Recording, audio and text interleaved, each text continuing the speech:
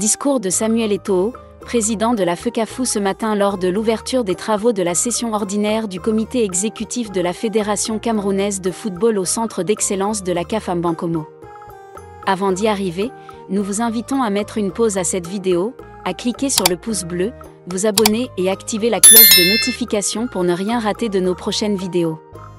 Découvrez les services de Statistical Model for Social Science Consultant. Ils offrent des analyses statistiques et modélisation avec SPSS, Stata, R, Python et autres, ainsi que la conception d'enquêtes et la collecte de données. Leur équipe vous accompagne également dans la rédaction de documents scientifiques et propose des formations spécialisées. Vous pouvez vous inscrire à la prochaine session de leur formation en économétrie et techniques quantitatives. Contactez-les aux adresses affichées ou cliquez sur le lien en description. Ne manquez pas cette opportunité. Madame la première vice-présidente, Monsieur le vice-président, chers collègues, je vous souhaite la bienvenue au centre d'excellence de la CAF à Mbankomo, qui va servir de cadre pour nos travaux ce matin. Permettez-moi de commencer, en notre nom, à toutes et à tous, de m'incliner devant la mémoire de nos illustres disparus. Président Issa Hayatou, sans lui, ce cadre n'existerait pas. Le président Vincent Onana, qui s'est éteint il y a quelques semaines, mais aussi les acteurs de notre mouvement sportif qui nous ont quittés il y a quelques temps, parmi lesquels les présidents Noah et Koa. Je vous demande d'observer une minute de silence pour eux.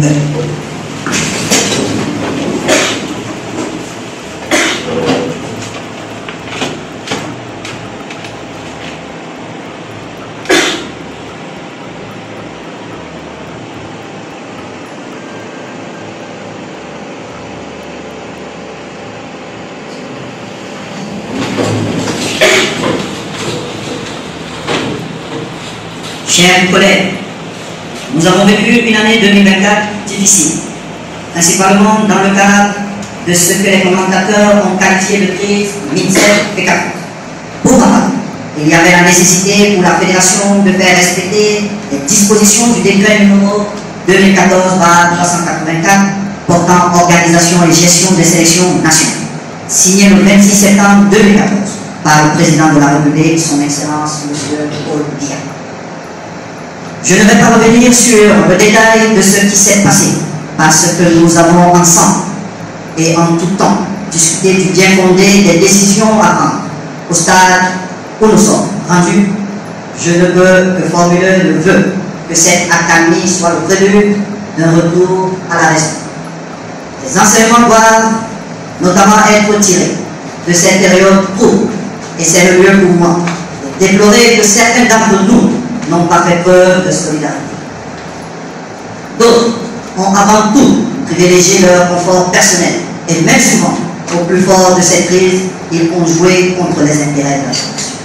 C'est aussi le lieu pour moi de dire à mon père, le professeur Mungondor, un grand merci devant tous. Cher père, tu as tenu pour faire ce que merci pour tous les coups que tu as pris pour nous tous.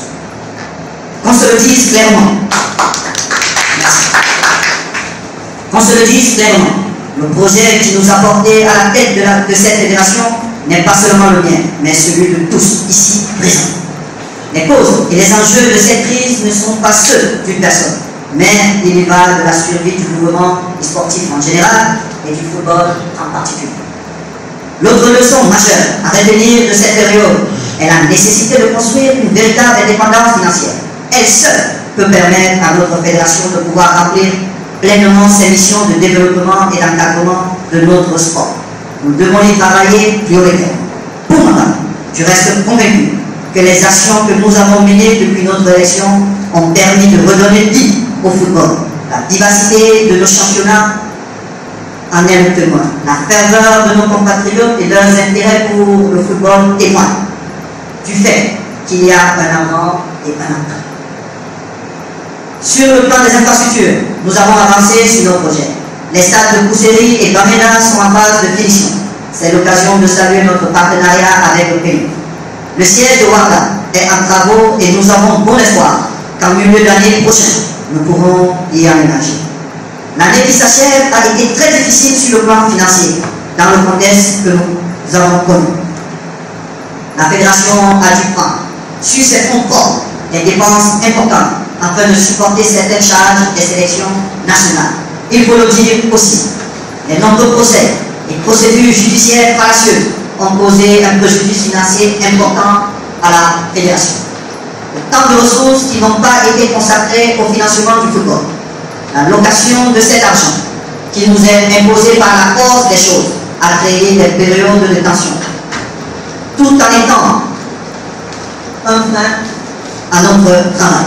C'est l'occasion aussi de remercier nos sponsors dont le soutien est indéfectible, et la présence encourageante. Eux qui, dans leur ensemble, nous ont renouvelé leur confiance en reconduisant leur contrat malgré l'incessante pression malveillante. Au cours de nos travaux, nous allons soumettre à nos délégués, à nos collègues de l'Assemblée générale, un ensemble de modifications sur certains textes. D'abord, sur nos statuts, afin de mettre un terme à des procédures judiciaires sans fondement et initiées par des personnes qui ne participent pas à nos compétitions et qui font perdre de l'argent. Ensuite, nous devons introduire plus de clarté et de rigueur dans notre élaboration budgétaire.